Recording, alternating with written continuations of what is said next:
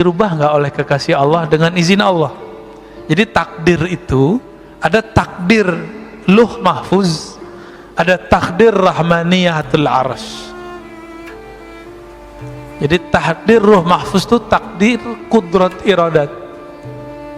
Sedangkan takdir yang lebih besar itu takdir arsy. Ar-Rahman 'alal 'arsy istawa. Takdir yang ada di Lauh Mahfuz itu, ini yang kita jalani sekarang. Biasa. Tapi ada takdir yang masuk kepada sifat jaiz Allah Subhanahu wa ta'ala. Ini takdir yang Allah tulis di arasnya. Nah, ini beda, Pak. Ar-Rahman 'alal 'arsy istawa. Allah tulis dengan kasih sayangnya. Nabiullah Adam alaihissalam waktu masih di surga, beliau ditunjukkan print takdir semua keturunan-keturunannya, termasuk kita ini udah lihat sama Nabi Adam. Jadi antum jangan merasa kita ini orang biasa-biasa aja. Nama kita sudah ada di Nabi Adam. Binnya lengkap sama beliau.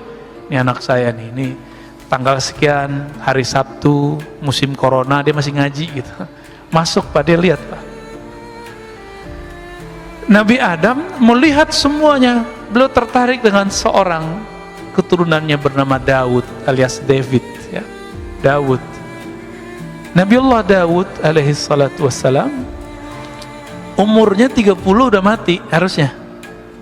Lagi jadi raja, lagi sedang kuat-kuatnya. Sedangkan beliau ini untuk mencapai niat kesuksesannya harus nambah umur sekitar dari 0 sampai umur dia yang sekarang.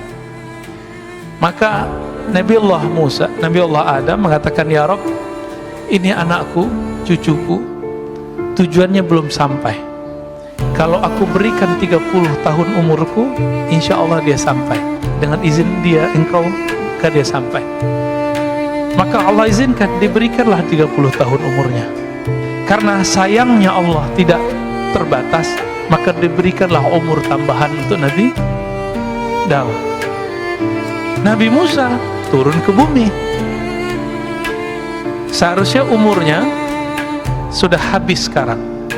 Datanglah malaikat maut seperti Nabi Musa tadi. Karena Nabi Musa ini Nabi intelektual juga, maka ngajak ngobrol. Kamu siapa? Saya malaikat maut. Mau ngapain? Pura-pura nggak tahu. Saya mau cabut nyawa engkau.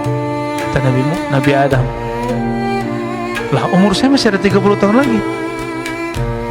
Beliau lupa sudah memberikan kepada Nabi Daud. Apa kata malaikat maut? Bukankah engkau telah memberikan kepada cucumu? Berarti Nabi Daud belum lahir sudah didapatkan umurnya. Udah dibicarakan di langit, udah dibicarakan di surga, udah dibicarakan di bumi ketika beliau diutus. Terjadi alat, pulang Pak malaikat maut, dipanjangkan lagi tuh umurnya Nabi Adam. Dan itu kelupaan pertama. Begitu Allah kepada kekasih-kekasihnya. Dan kekasih Allah itu masih ada sampai hari ini di bumi. Masih ada Pak hari ini di bumi. Siapa kekasih Allah di bumi? Yang Allah selalu memandangnya. Ketika orang ini masih ada, Allah biarkan bumi bergerak. La taqumu sa'ah hatta la yuqalu fil ardi Allah, Allah. Tidak terjadi kiamat kerusakan di muka bumi sampai tidak ada lagi yang mengatakan Allah, Allah. Jadi di Lombok lagi rame Pak. Teman-teman saya yang ahlu sunnah punya seorang tuan guru yang mengatakan ada seorang wali Allah kasih tugas jaga gunung gitu. Dianggap musyrik oleh seorang yang tidak mengerti bab ini.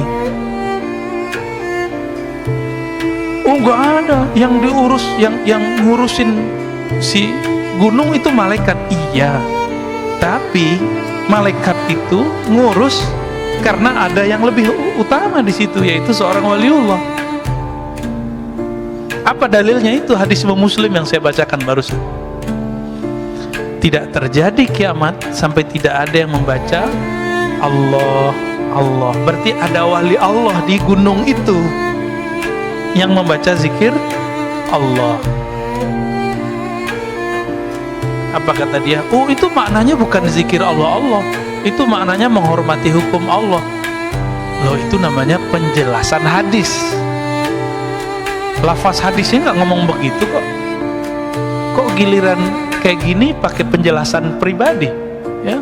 Walaupun itu ada dijelaskan Imam Nawawi, tapi kan juga ada penjelasan Imam Sya'rani, Imam Abdul Hasan Syazili, bahwa itu zikir beneran Allah Pak.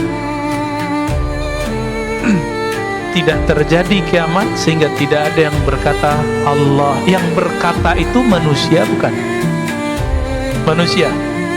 Berarti yang nahan bumi ini bertahan malaikat atau manusia? Yang jaga bumi ini tetap untuk bertahan lestari malaikat apa manusia? Itu maknanya. Itulah bab al-walayah al-kubra, kewalian besar.